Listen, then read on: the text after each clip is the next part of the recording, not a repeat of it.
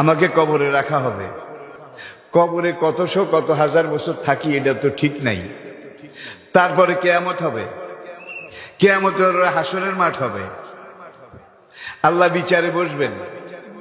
সেদিন বিচার হলে বোঝা যাবে আমি কি পাই আর কি না পাই। তাহলে হাসরের বিচারের পরে বোধহয় আপনার পাওয়া না পাওয়া শুরু হবে নাকি?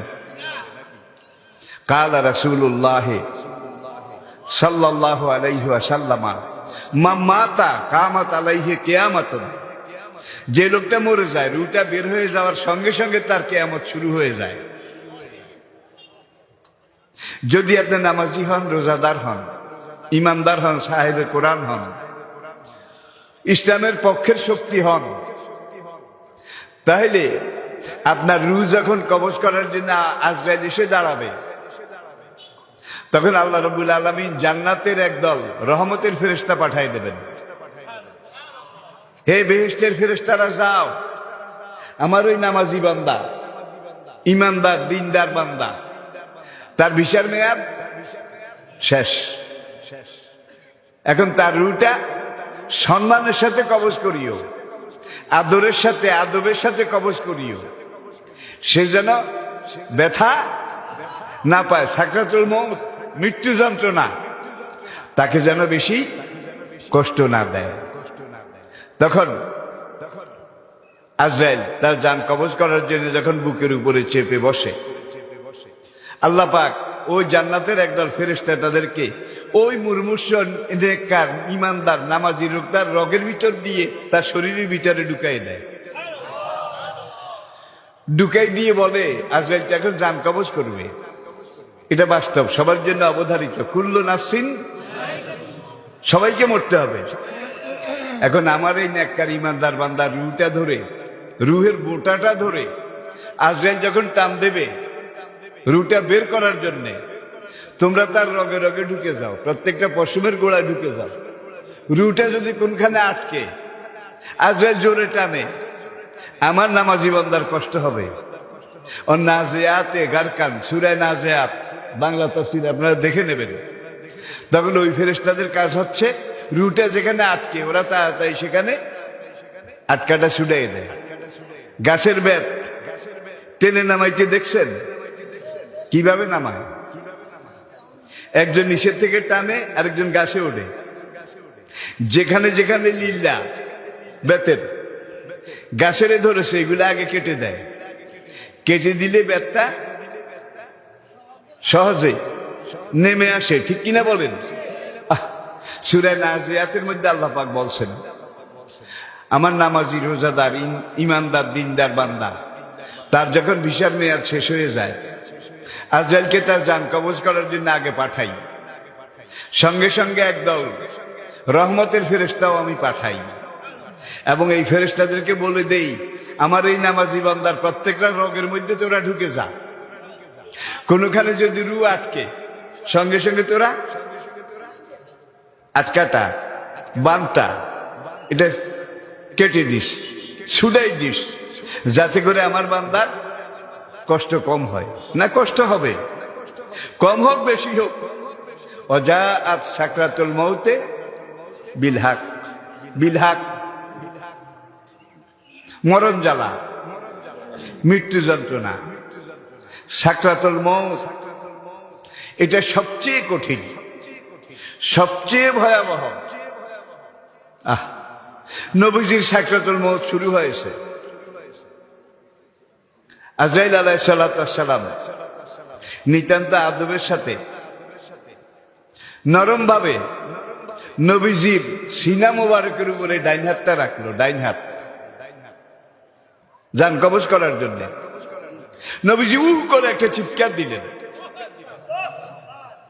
মালিকুল মউত আজরাইল হাতটা সরাই নিল।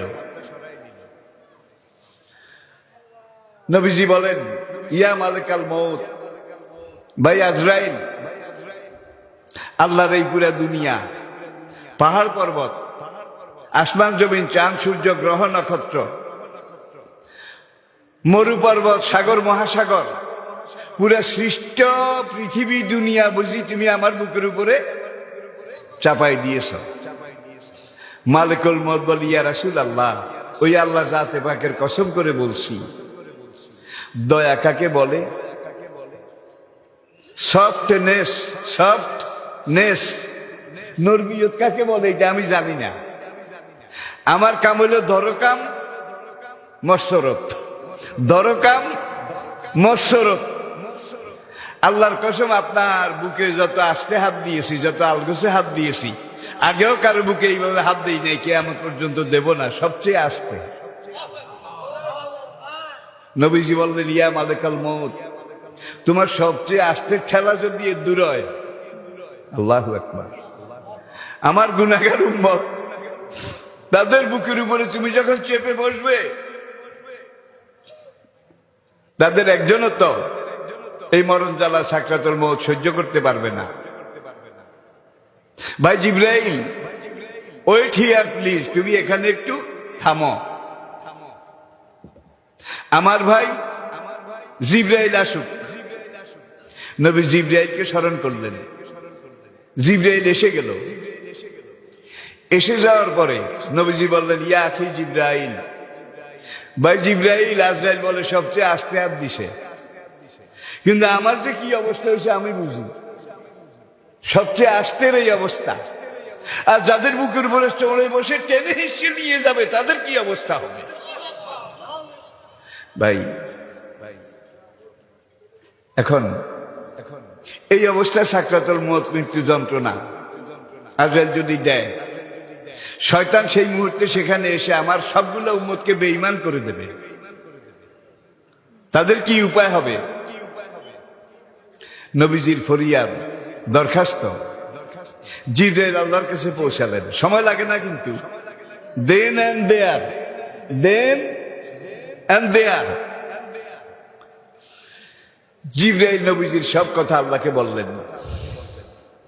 আল্লাহ পাক তখন বললেন, জিবরাইল, আমার বন্ধুকে গিয়ে বলো, আমার হাবিবকে গিয়ে বলো, যারা আমাকে জানবে, আমার কোরআন মানবে, আমার পাঠানো নবীর এতাত আনুগত্য করবে, দ্বীনের পথে চলবে, দ্বীনের কথা বলবে, দ্বীনের বাইরে যাবে না, চলবে না, তাদের রুহে আজরাইলকে দিয়ে আমি এত আস্তে কবজ করাবো,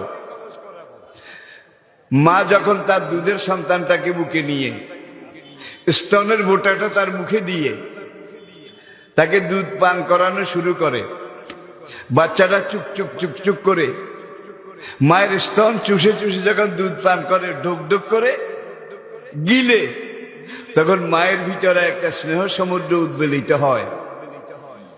মা বাচ্চাটাকে কোলের সাথে একটু চেপে ধরে, একটু চেপে ধরে। ব্যথা পাওয়ার জন্য না আদর করার জন্য? ব্যথা পাওয়ার জন্য না আদর করার জন্য?